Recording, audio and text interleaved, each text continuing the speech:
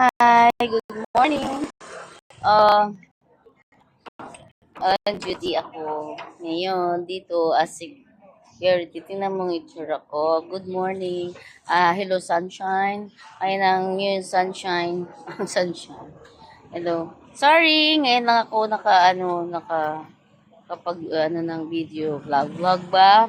Kasi nga busy. Super busy. Yes, sir. May sticker pala, sorry.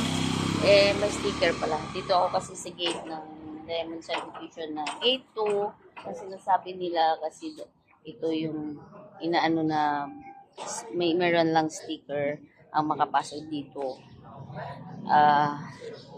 Sticker na para sa homeowners residents lang ang makapasok dito.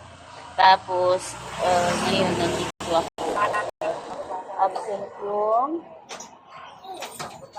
Absent yung nagbabantay dito. So ako bali ang nag-reliever sa kanya. Tapos mamayang gabi, barangay duty naman. Ngayon, security duty, di ba? Kasi ganyan lang ang guard house. Tapos yun,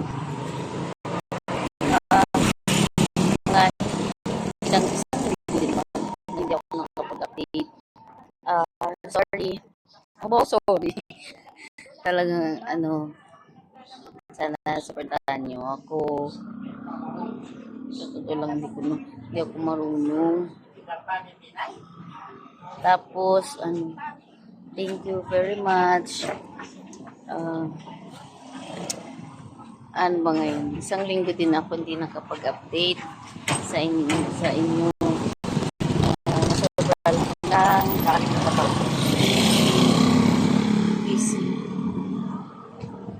Sobrang busy. Sobrang busy. Ayan, busy. Ang daming dumadaan. Sobrang busy lang. Kaya hindi ko na anuhan. Pagka tuloy-tuloy ang aking responde sa barangay, tapos ang daming blatter. Yes, ma'am. Wala po sticker. Ganun po, ma'am. Dapat pagka dumaan kayo, may sticker po dito, ma'am. No, ma'am. Sa susunod, pakilagyan na lang, no? Kasi yung may sticker kasi, ma'am, yung nadumadaan kasi dito, eh. Ngayon, kung dalawa po sasakyan nyo, dalawa po sticker na lang. Kaya nyo yun, sir? No, next time, no, madam. Thank you po.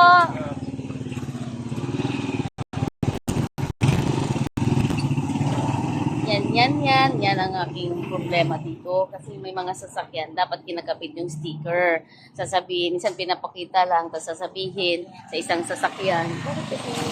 Dami yung sasakyan, dapat bigay din ng sticker. Diba? Kasi yun ang policy, yun ang rules dito sa ng subdivision. Yun lang ang aking masasabi. Well, thank you. Please support me. Is subscribe nyo pa. Panoorin po nyo yung video ko. Kahit walang ka kwenta-kwenta pa. Tulungan nyo po ako. Salamat po. And I love you all.